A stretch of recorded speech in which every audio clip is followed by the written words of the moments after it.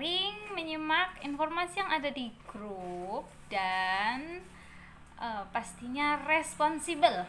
Apa itu maksudnya, Mbak? Jadi kayak gini, kan saya tuh sering share-share di grup tentang promo-promo di bulan itu, tentang inspirasi pagi, tentang sapaan assalamualaikum warahmatullahi wabarakatuh teman-teman, gitu kan. Nah, siapa yang membalasnya itu di dalam grup itu kan artinya dia menghargai leadernya, ya itu namanya responsibel. Terus kalau sering menyimak, jadi kita kan udah masuk ke grup nih. Nah, sebisa mungkin jangan sampai grup itu kita encet, kita hapus informasi yang ada di grup tapi kita belum baca informasi tersebut. Kadang kan saya share tuh, misalnya ini dapat cashback ini dapat itu gitu. Nah, kalau nggak dibaca, teman-teman nggak akan tahu kan informasinya.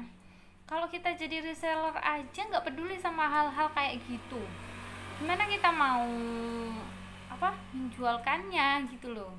Kita sebenarnya jadi reseller itu serius nggak sih gitu? Kalau nggak serius ngapain jadi reseller? Mending keluar aja bebas, nggak ada keterikatan gitu. Kalau udah masuk ke grup reseller, ya sayang lah, udah masuk ke dalam kitanya nggak action gitu loh. Tujuannya apa sebenarnya kalian tuh gabung reseller gitu? Kalau nggak mau action, mending nggak usah jadi reseller. Awas nih, mama marah nih. Selanjutnya, tips yang kelima dari saya. Yang kelima itu, siapa yang banyak bersilaturahmi, rezekinya bakal dimudahkan, ya kan? Jadi yang kelima tipsnya adalah banyak bersilaturahmi. Nah, kalau jualan online itu silaturahminya nggak harus ketemu sama orang. Kita udah punya nomor HP-nya, itu bisa langsung kita tawarkan gitu. Semakin banyak kita menawarkan kepada orang, menawarkan itu bahasa kerennya memberikan informasi atau sharing-sharing manfaat, ya. Jadi 10 kali kita memberikan manfaat atau memberikan informasi kepada orang, itu biasanya yang closing itu teorinya adalah 1. Jadi 10 banding 1. Kalau teman-teman setiap hari secara konsisten menawarkan kepada 10 orang di kontak WA atau di teman FB kita sok kenal sok dekat gitu, nah insya Allah dalam hari itu Allah kasih closingnya itu 1. Kalau nggak hari itu ya mungkin besok-besoknya lagi gitu, karena itu sudah teori yang dipraktekkan ya. Oke, itu tips yang ke-5. Jadi kita menambah pertemanan di Facebook, menambah pertemanan di IG, menambah pertemanan di kontak WA. Biasanya saya sering di Facebook, siapa yang berjualan di WA, yuk kita tukeran nomor WA kayak gitu. Atau saya mau mengumpulkan teman-teman yang mau jualan tanpa modal gitu, nanti banyak tuh responnya. Pokoknya teman-teman tuh kan suka yang gratis ya, atau kita bagi-bagi ebook gratis, nanti syaratnya kasih nomor WA baru kita bagikan ebook tersebut melalui WA juga, gitu juga bisa kita dapat nomor kontak teman-teman gitu. Tapi jangan langsung menawarkan ya.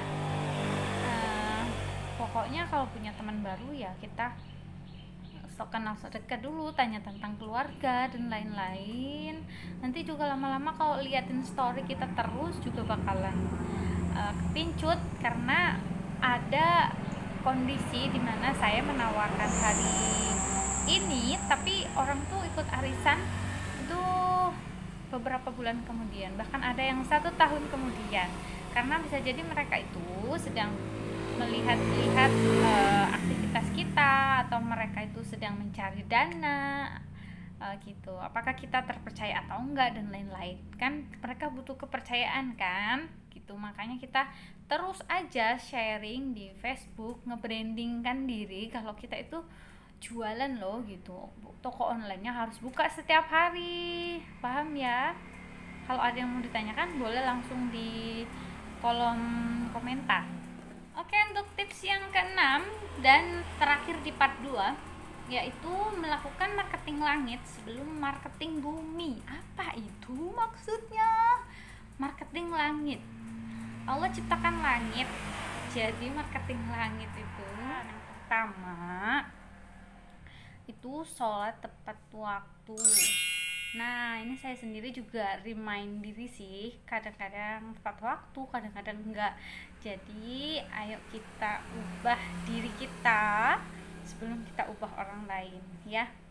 Dan Allah tidak akan merubah suatu kaum sebelum kaum tersebut mengubah dirinya sendiri. Kalau panggilan Allah saja kita lalai, tapi kalau HP ada orang nelpon, langsung diangkat kan. Nah, kalau panggilan Allah kok kita lama ya, kenapa itu responnya? Nah, dari situ bisa jadi rezeki kita agak-agak seret itu karena itu. Bukan hanya rezeki dalam hal uang, bisa jadi yang lain juga. Rezeki itu kan banyak ya. Nah, terus marketing langit yang kedua yaitu berbakti kepada orang tua atau kepada suami.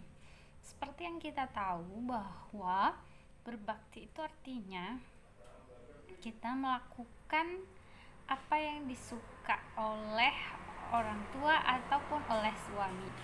Kita melakukan yang diridhoi aja sama mereka gitu. Kalau mereka sudah ridho, itu artinya Allah tuh juga ridho. Terus yang ketiga, yang agak-agak mengeluarkan dana, itu sedekah subuh. Apa tuh maksudnya sedekah subuh?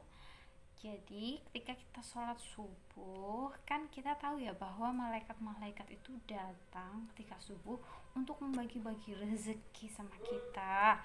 Nah, kita tuh datang nggak pas mereka bagi-bagi rezeki. Kalau misal nggak datang ya nggak dapat gitu.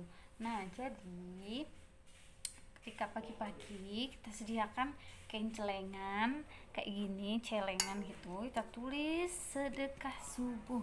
Nah, setiap pagi kita masukkan mau 1.000, mau 2.000, mau 10.000, 100.000 gitu ke sini. Nanti setiap akhir bulan ataupun setiap hari Jumat, kalau kita uangnya udah banyak ini, tinggal kita kasihkan sama orang-orang di sekitar kita yang membutuhkan, entah itu janda ataupun yang lainnya. Yang keempat yaitu kita harus membiasakan diri membaca Al-Quran setiap hari minimal 2 lembar. Itu bagi yang pemula ya. Kalau yang udah expert mau 1 juz, 2 juz itu gampang ya. Kenapa harus seperti itu? Seperti yang kita tahu, Al-Quran itu kan pedoman hidup bagi manusia. Al-Quran diciptakan sama Allah untuk petunjuk bagi kita. Nah, kalau bukan Al-Quran, siapa lagi yang bakalan jadi teman kita nanti dikubur di akhir sana gitu. Harta kita yang tidak dimanfaatkan untuk jalan Allah itu juga nggak akan berguna kan.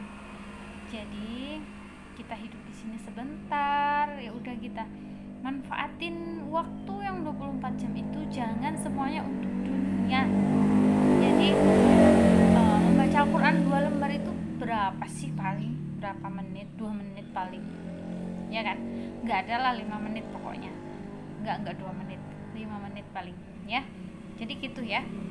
Kalau bisa kita targetkan 1 hari 1 juz. Ikuti komunitas-komunitas one day one juz, itu banyak ya. Kita dipaksa untuk membaca Al-Quran setiap hari 1 juz. Akan banyak sekali perbedaannya orang yang terbiasa membaca Al-Quran dan yang tidak ya. Yang sering membaca itu walaupun kegiatannya padat, tapi dia semuanya dilancarkan insya Allah. Selanjutnya yang kelima, perbanyak sholat sunnah. Nah, kalau wajibnya tadi udah sanggup nih semua kita libas di awal waktu, tinggal kita perbanyak yang sunnah. Apa itu contohnya? Sholat duha, sholat tahajud, sholat tobat ya. sholat duha minimal 2 rakaat aja, tahajud 2 rakaat, taubat 2 rakaat. Nah itu kalau nanti sudah terbiasa tinggal dinaikkan lagi aja. Pokoknya kalau kita meniatkan, Allahumma paksakeun, itu pasti akan bisa loh teman-teman.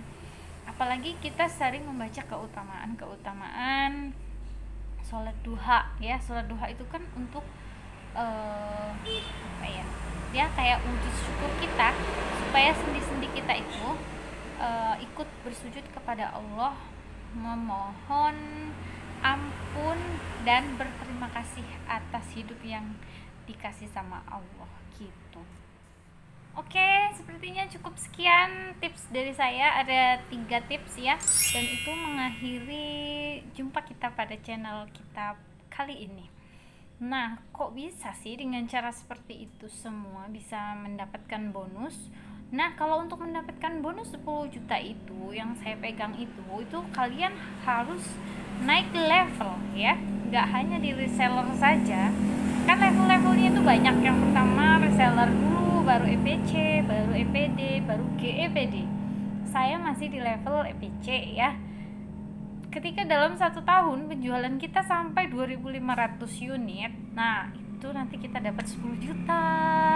Saya udah dapat 2 kali, 2019, 2020. Insya Allah 2021 juga dapat. Tiket umroh juga alhamdulillah setiap tahun dapat ya. Nah, saya tunggu kalian semua di next level ya. Saya tunggu jadi EPC, jadi agen, persiapkan semuanya, banyak-banyak rekrut reseller, karena dengan merekrut reseller berarti kita meluaskan niat, kita lebih banyak lagi membantu orang. Ya itulah, dengan cara banyak membantu orang, maka rezekinya juga Allah naikkan lagi.